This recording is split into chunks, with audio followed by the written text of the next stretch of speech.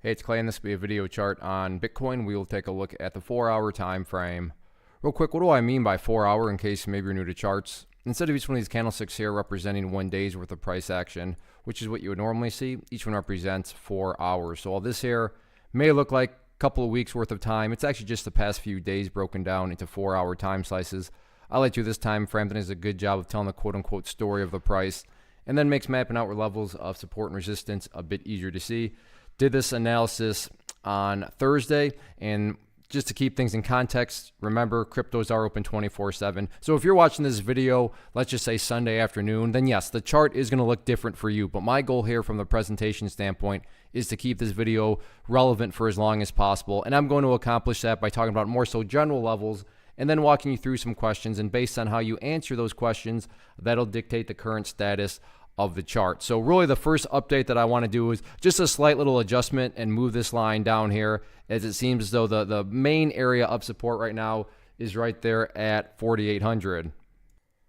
So, and then I guess let's get this level mapped out to as resistance right up there at the 5,100 mark. Question number one, and let's just go with the Sunday afternoon example. You're watching this video on Sunday afternoon.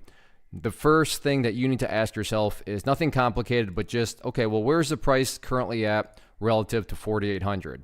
If the price is still up above that green line, up above 4,800, then as far as the weekend is concerned, it's been a very healthy weekend, and that doesn't necessarily mean that the price has exploded upwards or anything like that, but at least it implies that the gains that have been made have continued to hold and hold nice and strong. So again, if the price is above 48, no matter where it is, as long as it's above 48, that implies that overall the chart is definitely going through a nice healthy consolidation.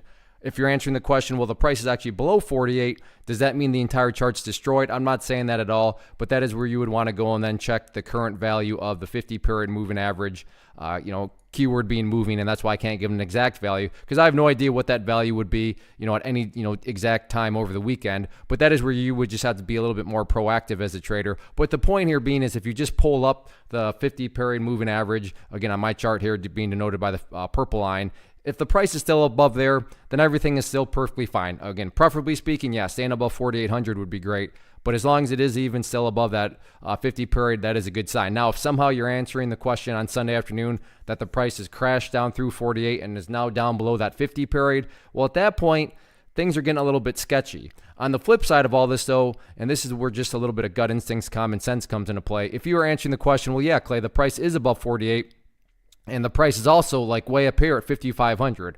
Well, at that point, that's just telling you that not only has this consolidation remained healthy, but a whole new breakout is underway, and it's a very apparent bullish weekend at that point in time. So like I said, don't overthink things. Let your gut instincts and common sense come into play. But really, at least in my opinion, the big linchpin kind of going forward over the weekend is, can the price maintain this very healthy consolidation by staying above 4,800? We'll see what happens.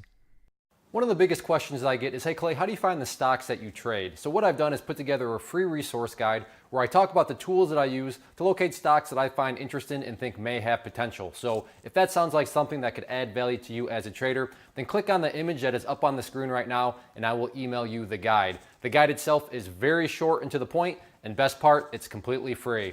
Thanks for watching the video. Let me know if you have any questions.